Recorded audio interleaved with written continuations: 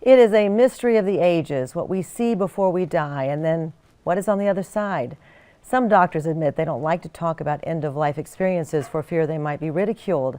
But we found one doctor who wanted to share all that she has seen and heard on her last day of work before retiring. For more than 20 years, Dr. Melanie Oblender has walked the halls of hope. Let me see that chart. Treating patients with cancer and other life-threatening illnesses. How's her appetite? Trying at least to ease their pain. She says each cross on the wall tells a story, a gift from the family who leaves this tribute to the one they have lost. This one, for example. Some stories bring a chuckle. He started scarfing up green popsicles, and when he left, he gave me a green popsicle stick. Others pull your heartstrings. They took her favorite teapot and busted it and set it in this cross in memory of her. Dozens of crosses are buried into the walls of this palliative care unit at Covenant, and each brings an end-of-life experience that Dr. Oblender says has changed her life, especially the children who have passed. They would tell me things like they had seen something in their room. Well, at first I was just like, all right, who came into your room in the middle of the night? Dr. Oblender admits she began this career with the DNA of a doctor, but she has seen too much to ignore. This one girl told me 2 men came into her room, and she said they were up high on the wall.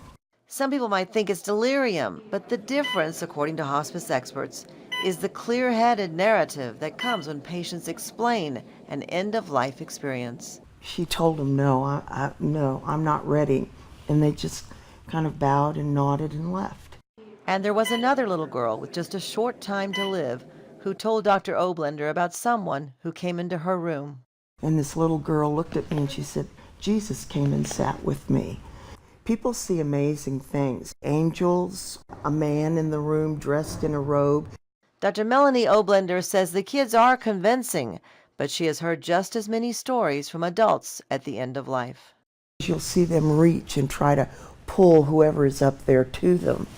Some of you may know that in the last 13 months I've lost both my parents. I remember seeing my dad in bed reaching just like that for someone or something.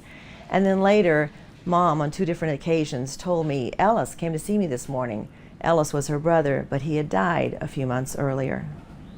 So why is it that over and over and over and over again we hear these stories about some man coming to your room and giving you peace, or your mother or your brothers on the other side beckoning you over? Dr. Oblender says she would not have had an answer to that early in her career, but she does now. There is a God, I'm positive.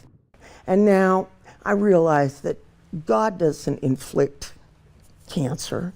He didn't blow up the Twin Towers. He was the one that was there to say, come on, I've got you. And I thank the kids for that because they taught it to me. Dr. Melanie Oblender will be missed. She wished she was going on to start her new life now in the Hill Country. What a great story.